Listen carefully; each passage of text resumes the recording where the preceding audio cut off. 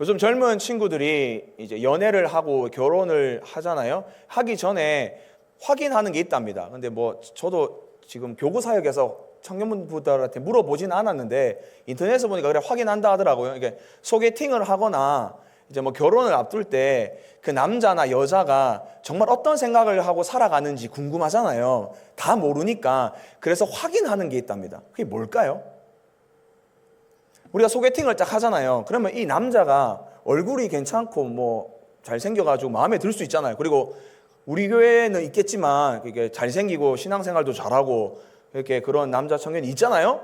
근데 이 친구가 너무 좋은데 속마음은 다는 모르잖아요. 안지 얼마 안 됐기도 하고. 그리고 남자는 충분히 결혼하려면 속일 수 있잖아요. 저도 우리 9살 어린 여자 우리 아내랑 결혼하려고 속였거든요. 충분히 할 수 있어요. 충분히 할 수 있어요. 제가 물 한 방울 묻히지 않겠다고 거짓말까지 하면서 충분히 할 수 있어요. 근데 그 남자의 진짜 속마음이 궁금하면 또 혹은 이 여자친구의 진짜 속마음이 궁금하면 몰라요. 좀 요즘 남자 청년들이나 여자 청년들이 보는 게 있대요. 그게 뭘까요? 저도 인터넷에서 들은 거예요. 근데 이거 확인은 안 해봤어요. 근데 저도 맞는 것 같아요. 그게 뭘까요? 그게 뭐냐 하면 그 남자친구의 핸드폰에 쇼츠를 본대요. 이해되시죠? 그러니까 이 남자가 나한테 말을 하는 것은 거짓말을 할 수도 있고 정말 이렇게 할 수도 있어요. 근데 그 남자 쇼츠를 보면 얘가 무슨 생각을 하고 살아가는지를 다 알 수가 있어요. 인스타 릴스나 이런 거 보면 아 얘가 이쪽으로 이런 생각을 하는구나. 혹은 또 이제 좀 이렇게 비키니 입은 여자 보면 얘가 좀 이런 거 할 수 있단 말이에요. 그래서 이게 요즘 청년들이 그렇게 한대요. 근데 저도 확인은 안 해봤지만 어느 정도 일리가 있는 것 같아요. 제가 보여드릴까요? 일리가 있는 것 같아요. 근데 이 말의 뜻은 뭐냐 하면 사람은 내가 보는 게 내 가치관이라는 뜻이에요. 내가 지금 바라보고 있는 게 나의 신앙이라는 뜻과도 똑같은 거예요. 우리는 지금 뭘 바라보고 살아가고 계십니까? 우리는 예수님을 믿습니다. 그러면 우리는 어디를 바라보고 살아가야 합니까? 예수님을 바라보고 살아가야죠. 위를 바라보고 살아가야죠. 이 땅의 것을 바라보는 게 아니라 저 하늘에 있는 예수님과 내 안에 계신 예수님을 바라보고 살아가야 되는 게 우리들입니다. 그러면 이런 말씀 하실 수도 있어요. 그러면 땅은 안 삽니까? 사셔야죠. 땅을 바디뛰고 사셔야죠. 그러나 우리가 먼저 무엇을 바라보느냐? 예수님을 바라보냐? 이 땅을 바라보느냐? 그리고 우리가 궁극적으로 나아갈 저 하늘을 바라보고 사냐? 이 땅을 바라보고 사냐가 우리 신앙생활의 큰 기준이 된다고 저는 믿고 살아가고 있습니다. 우리 사랑하는 성도님들께서는 무엇을 바라보고 살아가고 계십니까? 내 시선은 지금 어디를 향하고 계십니까? 정말 하나님입니까? 아니면 이 땅을 바라보고 계십니까? 오늘 본문에 보면 장소와 날짜가 나오는데 정말 기가 막힌 장소와 날짜입니다. 예수님은 이제 명절이 되어서 예루살렘으로 올라가십니다. 이 명절이 무슨 명절인지는 성경에서 명확하게 말씀하고 있지 않습니다. 학자들마다 뭐 유월절이다, 장막절이다, 오순절이다 이렇게 말을 하고 있습니다. 어쨌든 좋은 날입니다. 그리고 9절 말씀에 보면 안식일이라고 말합니다. 안식일 좋은 날이잖아요. 하나님께 영광을 올려드리고 내가 안식을 누리는 너무 좋은 날이잖아요. 그날이 오늘 본문에 일어난 날짜입니다. 그리고 장소가 나오는데 예루살렘이라는 장소가 나옵니다. 이 예루살렘의 뜻은 뭐냐 하면 평화의 마을, 뭐 평화의 터전 이런 뜻이 예루살렘입니다. 제가 예전에 살던 동네 이름이 어떤 동네가 있었냐면 파산동이라는 데가 있었어요. 파산동. 성서에 가면 파산동이 있었거든요. 근데 거기 파산동에 주민들이 무슨 이름을 이따구로 짓냐고, 우리 파산하라는 거냐고. 그래서 민원을 넣어서 이제 이름이 파호동으로 바뀌었거든요. 그 성서에 가면 진짜 있어요. 원래는 파산동이었어요. 계대 정문 쪽에 있었거든요. 그래서 사람들이 이렇게 이름을 이게 민감하게 받아들이더라고요. 그리고 오늘 본문의 주된 장소는 베데스다예요. 베데스다의 뜻은 자비의 집이라는 뜻이에요. 자비의 집. 너무 좋잖아요. 자비의 집, 그리고 지금 평화의 터전, 안식일, 명절 너무 좋은 날이잖아요. 그런데 안식일인데 안식이 없어요. 예루살렘의 평화의 터전인데 오늘 본문에 평화가 없어요. 베데스다라는 자비의 집에 자비가 없어요. 장소가 문제일까요? 아니겠죠. 누가 문제일까요? 거기 있는 사람들이 문제죠. 이름값이 있는데 이름값 못하게 하는 것들은 누구냐 하면 결국 사람들입니다. 오늘 말씀에 보면 베데스다에 있는 시선들이 여러 가지가 있거든요. 그 중에 첫 번째 시선이 경멸의 시선입니다. 경멸의 시선이 베데스다에게 있었고, 그래서 이 베데스다가 자비의 집인데 자비롭지 못하게 만듭니다. 예수님은 베데스다에 있는 38년 된 병자를 고쳐주셨습니다. 5장 8절 말씀에 보면 예수께서 이르시되 일어나 내 자리를 들고 걸어가라 하시니, 예수님이 이 38년 된 병자를 보시고 고쳐주셨어요. 네 자리를 들고 일어나라 말씀하셨습니다. 이 병자의 은혜를 베푸셨고 이 병자는 정말 일어났습니다. 38년 만에. 5장 9절 말씀에 보면 그 사람이 곧 나아서 자리를 들고 걸어가니라. 이 날은 안식일이니. 이 사람이 예수의 말씀을 듣고 이제 자리를 들고 일어났습니다. 이 사람이 이제 안진뱅이였던 것 같아요. 왜냐하면 자리를 들고 일어났으니까 38년 만에 이제 드디어 걷게 된 사람이 되어온 거예요. 혹시 3시간, 4시간, 5시간 이상 앉으실 수 있는 분 계세요? 계세요? 제가 예전에 이제 게임 중독자였거든요. 제가 1박 2일 동안 진짜 콜라 3캔만 먹고 48시간 동안 게임한 적이 있거든요. 너무 힘들게 됐는데 더 힘든 게 뭐냐면 엉덩이가 베겨서 못 앉아 있겠더라고요.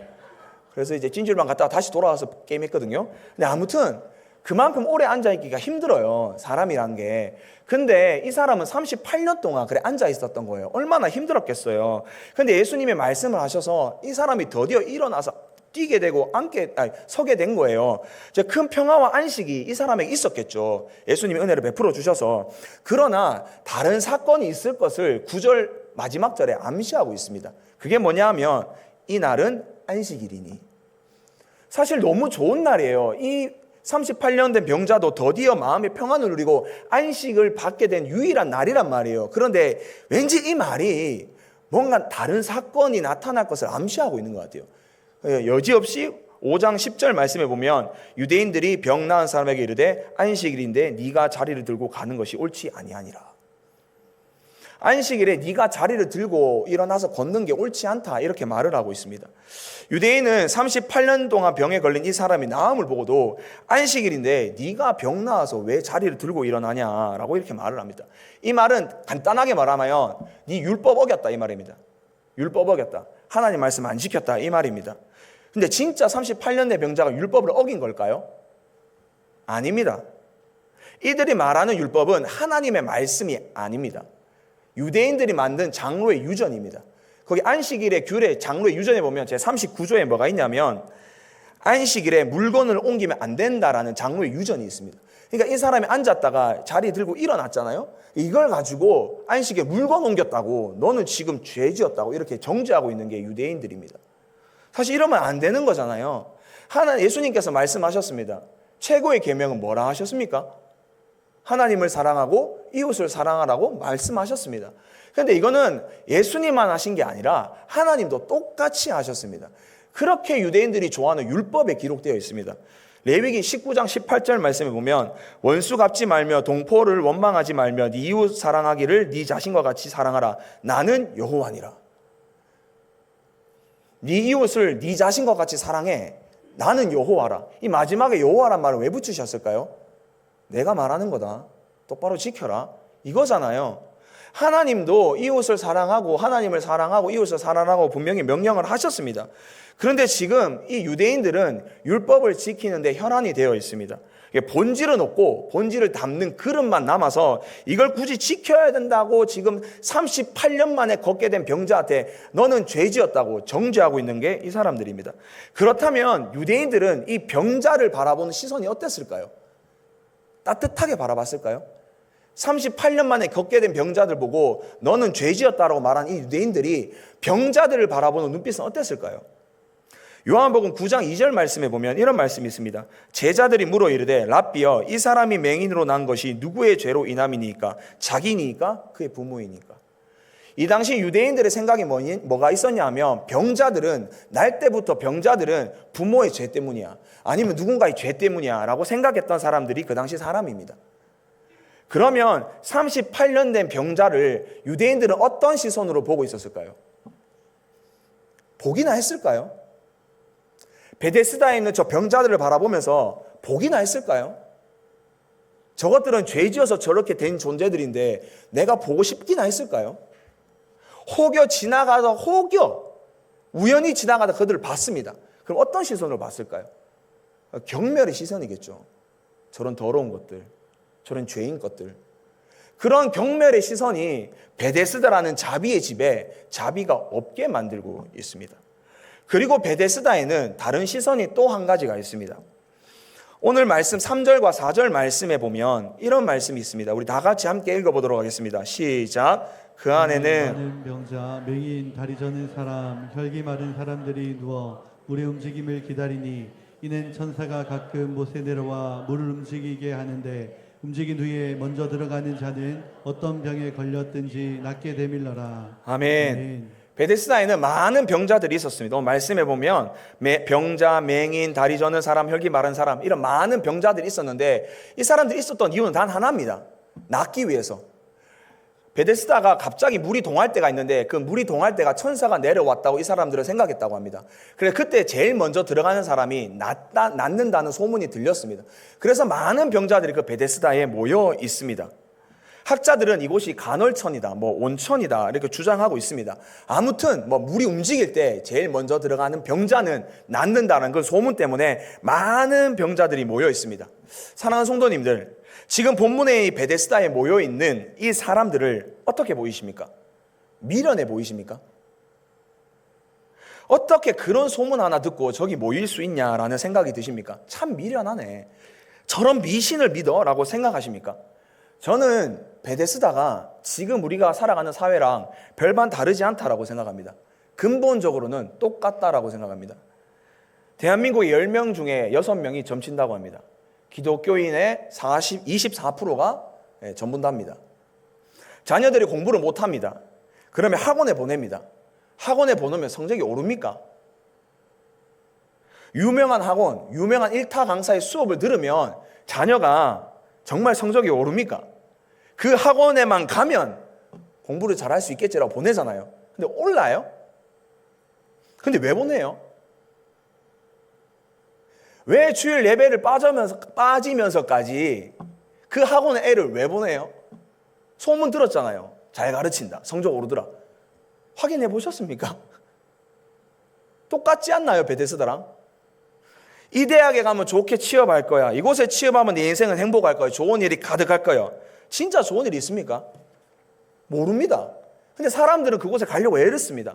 조금만 더 좋은 대학, 조금만 더 좋은 직장, 조금만 더 좋은 배우자를 만나면 내 인생은 행복할 거야 라고 생각을 합니다. 하지만 모릅니다. 베데스다랑 이게 뭐가 다릅니까? 근본적으로 똑같지 않습니까? 지금 우리도 잡히지 않는 베데스다를 날마다 찾아다닙니다. 그게 미신이라고 어떻게 그럴 수 있냐라고 말하지만 실상은 크게 다르지 않다라고 저는 생각이 됩니다. 지금 우리도 잡히지 않는 베데스다를 찾고 있습니다. 이 베데스다에 병자들이 모여 있습니다. 병자들은 그러면 같이 모여 있는데 서로 어떤 시선으로 서로를 바라보았을까요? 저는 자녀가 셋이 있습니다. 지금 6살, 5살, 2살 됐거든요. 지금 우리 자녀들 위해서 새벽마다 제가 기도하는 게 있을 거 아니에요. 저도 목사인데 기도합니다. 뭘 기도할까요? 예수 잘 믿는 거? 일단 아닙니다. 왜냐하면 어려서 아직 인생의 주인이 하나님을 믿고 있어요. 일단 그건 아닙니다. 제가 정말 첫 번째로 기도하는 건 뭐냐면 아프지 않도록 기도합니다. 왜냐하면 아프면 너무 많이 힘듭니다. 그러니까 자녀가 셋인데 주위에 저희가 어디 맡길 데가 없거든요. 아내가 온전히 봐야 되고 너무 봐줄 사람 없으니까 너무 힘들어요. 저도 힘들고 아내도 힘드니까 하나님 진짜 안 아프게 해주세요. 아프더라도 잠깐 아프게 해주세요라고 새벽마다 기도합니다. 아니 저출산 시대인데 병원에 애들이 왜 그렇게 많은지 병원에 한번 가면 2-3시간을 기다려야 됩니다. 아니 병원 기다리다가 안 아픈 애도 더 아프게 생겼어요. 첫째가 아픈데 둘째, 셋째 데리고 가야 돼요. 저희는 둘째, 셋째가 아프게 생겼어요. 그래서 진짜 아프지 않기를 기도합니다. 근데 혹이 아파서 병원에 가잖아요. 그러면 2시간, 3시간을 기다립니다. 기다리고 나서 정지수 들어오세요 라고 이게 띵동이가 뜨잖아요. 그러면 제가 딱 가려고 하는데 누군가 갑자기 뒤에서 툭툭 치지만 우리랑 좀 바꿔주시면 안 되냐고. 만약에 저한테 그걸 물어봤어요. 그럼 제가 어떻게 하겠습니까? 경상중학교 다니세요? 다니시면 먼저 가세요. 안 다니세요? 이번 주에 오실 거예요? 그러면 바꿔드리겠습니다 라고 하고 싶지만 그래 잘 안 되겠죠. 성도님들을 바꿔달라면 바꿔주시겠습니까? 누가 바꿔줘요. 힘들어 죽겠는데 나도 아픈데. 지금 베데스다에 병자들이 모여 있습니다. 물이 움직일 때만을 기다리고 있습니다. 그렇다면 서로를 어떤 시선으로 바라보았을까요? 경쟁이죠. 아마 사시되었을걸요. 이쪽 눈으로는 병자 봐야 되고 이쪽 눈으로는 저기 베데스다 봐야 되고 막 이렇게 해가지고 막 혹여나 또 병자들이 모여 있으니까 또 좋은 얘기 나눌 수도 있겠죠. 넌 어디서부터 그래 아팠냐? 언제부터 그래 아팠냐? 우리 병원에 가면 우리 어머님들 그래 얘기하시잖아요. 애들 만나면 우리 애는 언제부터 아팠어요? 얘기하시잖아요. 이 사람도 그렇게 했겠죠. 병자들이 모여 있으니까 당신은 언제부터 아팠습니까? 난 이때부터 아팠어요. 당신은 너무 아파 보여요. 물이 동하면 먼저 들어가면 좋겠다. 뭐 이러면서 지가 먼저 들어가고 막 그랬을 거 아니에요. 물이 동하면 동정의 눈빛이 아마 경쟁의 눈빛으로 바뀌었을 겁니다. 그렇게 경쟁하면서 살아왔던 게 베데스다입니다. 베데스다가 이 경쟁의 시선으로 너무 자비로운 집인데 자비가 없게 만듭니다. 더 안타까운 건 뭐냐 하면 유대인들은 나를 경멸히 바라보잖아요. 그러면 우리는 병자들끼리라도 서로 행복하면 좋잖아요. 근데 서로 나와보겠다고 경쟁의 시선으로 서로를 바라보고 있어요. 정말 베데스다라는 이 아름다운 자비의 집이 이름값 못하는 자비가 없는 집으로 만들고 있습니다. 이 베데스다가 우리가 살아가는 이 시대랑 뭐가 다른가 저는 생각이 듭니다. 지금 태평성대라고 합니다. 역사학자들은 우리나라가 이만큼 행복하고 잘 산 시기는 없다라고 말합니다. 맞습니다. 저도 그 수혜자 중 한 명입니다. 근데 진짜 평안이 있습니까? 진짜 안식이 있습니까? 진짜 살기 좋은 시대에 살기 좋으십니까? OECD 국가 중에 65세 이상 어르신들 자살률이 가장 높은 나라가 우리나라라고 합니다. 고독사로 그렇게 많이 돌아가신다고 합니다. 한 기사를 봤는데 50대 한 분이 고독사로 돌아가셨습니다. 근데 이분의 직업이 뭔지 아세요? 성형외과 의사였다고 합니다. 근데 투자 실패로 병원의 문을 닫게 되었고 공인중개사 시험 공부하다가 고독사로 돌아가셨다고 합니다. 뭘시 우리를 이렇게 만들었을까요? 이 살기 좋은 시대에 가정은 좀 괜찮을까요? 가정은 행복합니까? 살기 좋은 이 태평시대라 불리는 이 시대에 가정은 더 행복하고 더 좋은 곳이 되어야 되지 않을까요? 근데 가정도 이름값 못하는 곳 많더라고요. 제가 한 교회에서 청소년 부서 사역을 하고 있었는데 새벽 12시에 전화가 왔어요. 저한테 가출했다고. 집을 나왔는데 갈 데가 없다고 저한테 전화가 왔더라고요. 너무 고맙죠. 그래도 뭐 갈 데 없는데 저한테 전화 오니까. 그래서 걔들이 쌍둥이였거든요. 그래서 우리 집엔 재우기 힘들었어요. 사택도 조금 작았고 애도 셋 있고 하니까 재울 수가 없었어요. 그래서 교회로 와라 라고 얘기하니까 차비가 없대요. 그래서 택시 타고 와라, 내가 결제해 줄게 라고 해서 택시를 타고 왔어요. 택시 타고 왔는데 2명인 줄 알았는데 4명이 내리더라고요. 그래서 일단 교회로 들어가자 그래서 교회 허락을 받고 교회에서 재웠거든요. 4명이 들어왔어요. 4명이 들어와서 이런저런 얘기하다가 라면 한 그릇 먹이고 저런 얘기하다가 왜 집을 나왔냐 뭐 이런 얘기하다가 막 아빠가 이제 뭐 자기를 뭐 혼내요 막 이런 얘기 있잖아. 가출하는 똑같은 얘기 뭔지 아시죠? 막 그런 얘기를 해요. 근데 저는 좀 웃겼던 게 뭐냐면 너희 4명 어떻게 만났냐라고 물어봤거든요. 아니 4명이 가출할 정도면 정말 끈끈한 우정이 있어야 되잖아요. 제가 아는 2명은 쌍둥이니까 어쩔 수 없이 나온 거고 나머지 친구 2명은 진짜 끈끈한 우정이 있어야 되잖아요. 그래 왜 나왔냐 물어보니까 뭐라는 줄 아세요? 오늘 처음 만났대요. 가출 애들끼리 연락하는 이게 있어요. 연락하면 가출팸이 형성이 되더라고. 처음 만났대요. 그 4명이 우리 교회 와가지고 저원교회 와가지고 제가 재웠어요. 저도 같이 자고 아침이 되어서 제가 부모님 다 연락을 다 해서 부모님 불렀거든요. 그래서 애들 다 보냈는데 저는 애들이 가출 왜 하는지 알겠더라고요. 부모님이 그 자녀를 바라보는 눈빛이 물론 쉽진 않겠죠. 자녀 양육하는데 근데 그 눈빛이 자녀를 보는 눈빛이 아니라 또 목사한테 뭔가 인간이라면 죄송스러워야 되잖아요. 제 애가 셋이 있는데 갑자기 불러서 제가 재우고 밥 먹여주고 해줬으면 죄송스럽게 여겨야 되잖아요. 그 눈빛이 아니라 정말 저 애들을 죄인처럼 바라보더라고요. 오늘 본문이 경멸하는 눈빛으로 바라보더라고요. 그러니까 저는 그런 생각을 당연히 나오지. 역시나 걔들 일주일 뒤에 집 또 나왔어요. 학교 너무 좋잖아요. 꿈과 희망을 보면서 미래를 예비하는 곳. 이게 학교잖아요. 근데 학교는 어떨까요? 제가 아는 청소년 중에 진짜 원하는 고등학교 입학을 했어요. 진짜 자기가 이 고등학교 너무 가고 싶어서.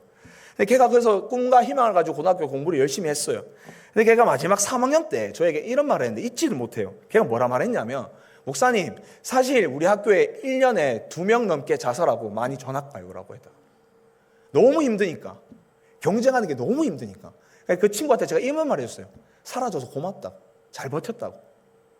학교가 경쟁의 시선으로 학교가 학교 이름 닫지 못하게 만드는 게 지금 이 나라 아닙니까? 지금 이 베데스다가 지금 우리가 살고 있는 이 나라랑 뭐가 다릅니까? 똑같지 않습니까? 늘 경쟁과 경멸의 시선이 가득한 곳이 이 베데스다이고 지금 우리가 살아가는 시대인 것 같습니다. 그런데 더 안타까운 것은 뭐냐 하면 계속해서 베데스다를 바라보고 있다는 겁니다. 38년 된 병자가 나를 고치려 유일한 소망은 베데스다야. 그래서 베데스다를 계속 찾아갑니다. 그러나 그 베데스다는 경쟁과 경멸의 시선이 가득한 곳입니다. 그러면 그곳을 떠나야 되잖아요. 손을 놔야 되잖아요. 놓지 못합니다. 이게 내 인생을 문제를 해결할 수 유일한 곳이라고 생각하고 매일매일 베데스다를 찾아갑니다. 그곳으로 매일매일 갑니다. 경쟁과 경멸이 있는 곳으로. 저는 다를까요? 우리는 똑같지 않습니까? 우리 기도하는 것을 보십시오. 자녀를 위해서 기도합니다. 좋은 대학 가게 해주세요. 그 다음 뭐 기도합니까? 좋은 데 취업하게 해주세요. 남자면 군대 잘 갔다 오겠어요. 그 다음 뭐 기도합니까? 결혼하게 해주세요. 그 다음 뭐 기도합니까? 자녀 낳게 해주세요. 그 다음 뭐 기도합니까? 손자, 손녀 좋은 대학 가게 해주세요. 손자, 손녀 좋은 데 취업하게 해주세요. 손자, 손녀 좋은 데 결혼하게 해주세요. 기도의 메비우스띠 계속해서. 우리가 자녀를 위해서 기도하는 그곳 베데스다 아닙니까?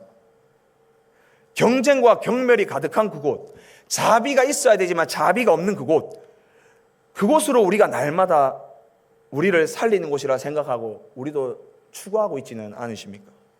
우리의 시선은 이렇게 늘 베데스다를 향하고 있습니다. 그러나 정말 다른 시선 하나가 있습니다. 경멸과 경쟁의 시선이 가득한 이 베데스다에서 다른 한 시선이 있습니다. 오늘 본문 6절 말씀입니다. 우리 다 같이 함께 읽어보겠습니다. 시작. 예수께서 그 누운 것을 보시고 병이 벌써 오래된 줄 아시고 이르시되 내가 낫고자 하느냐. 이 자비가 없던 곳에 예수님이 나타나셨습니다. 그리고 그 누운 곳을 보셨습니다. 예수님은 긍휼과 자비의 시선으로 보셨습니다. 왜냐하면 이 보시고라는 단어는 주목하다, 알아채다라는 뜻이 있습니다. 그러니까 예수님이 이 병자를 한번 흘겨보고 이런 게 아닙니다. 주목해서 보셨습니다. 주목해서. 이게 너무 은혜롭지 않나요? 예수님은 전지전능하세요. 주목해서 볼 필요가 있어요? 한 번 보면 다 하시는데. 그런데 주목해서 보셨다 합니다. 주목해서 보셨고 예수님은 아셨습니다. 이 아시다라는 단어는 부지런히 탐구해서 통해 얻은 지식입니다.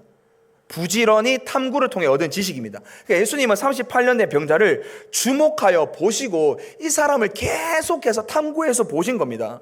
그럼 어떤 시선을 바랐을까요? 아유 저거 이래 봤을까요? 아니겠죠. 긍휼과 자비의 시선으로 바라봤겠죠. 그 누구도 베데스다 연못에서 아무도 그렇게 보는 사람이 없습니다.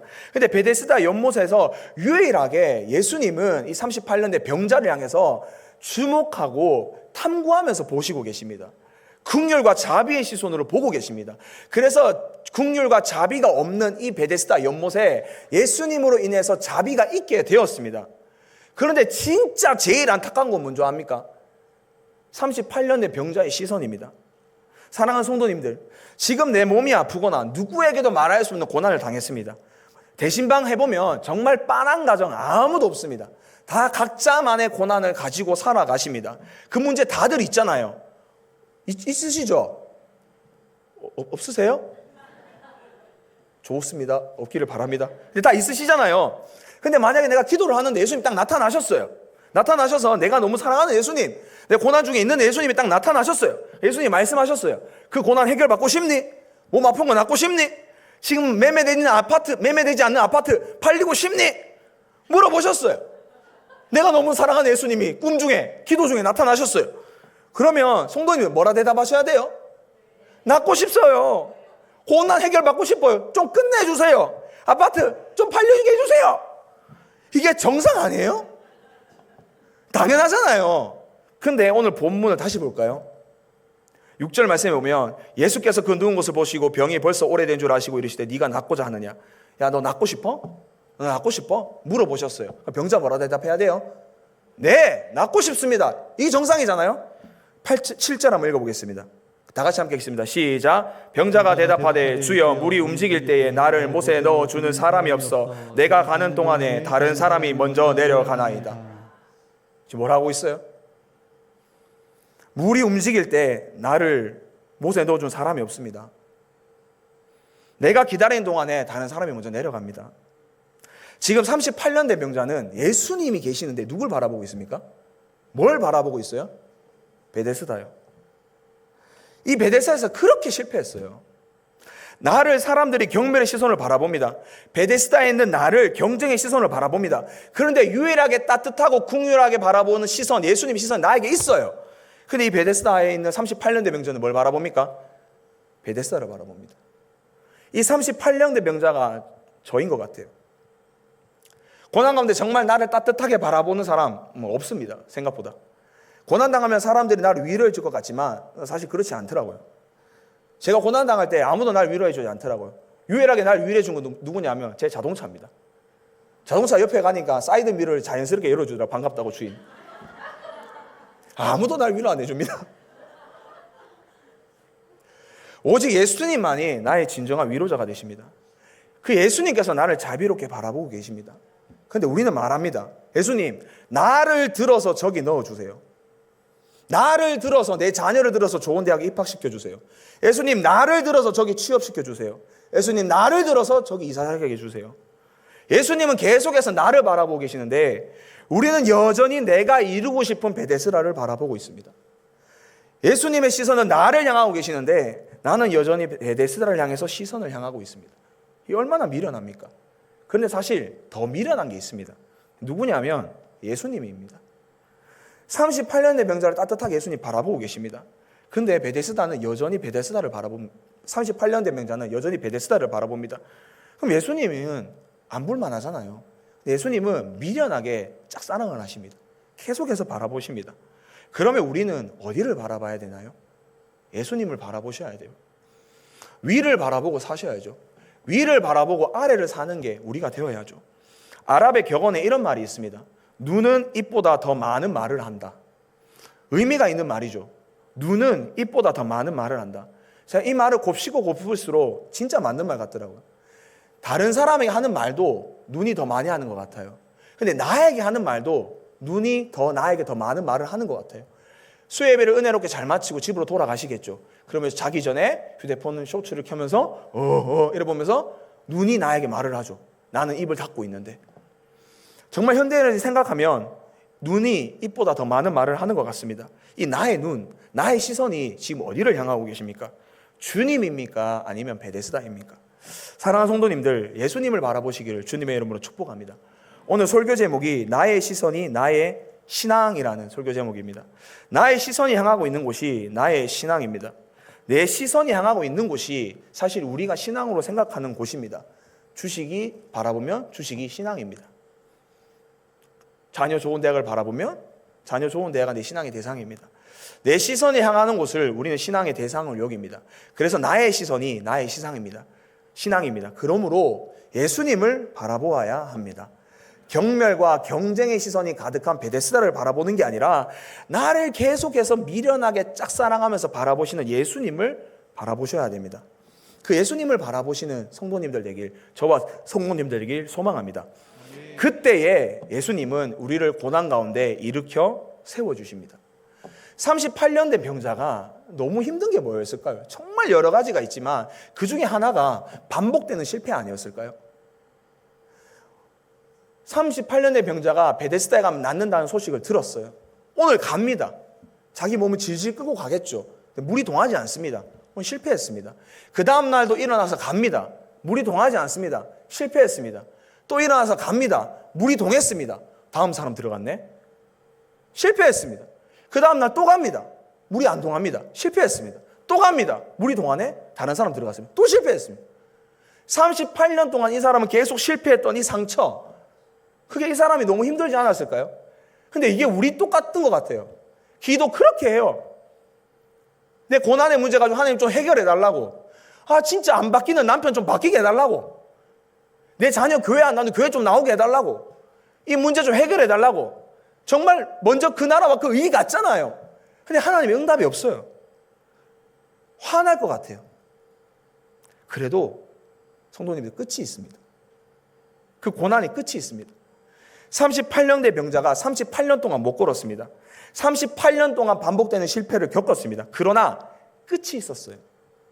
38년 만에 드디어 걷게 되었어요. 고난의 끝이 있었습니다. 고난은 끝이 없는 것 같지만 끝이 있습니다.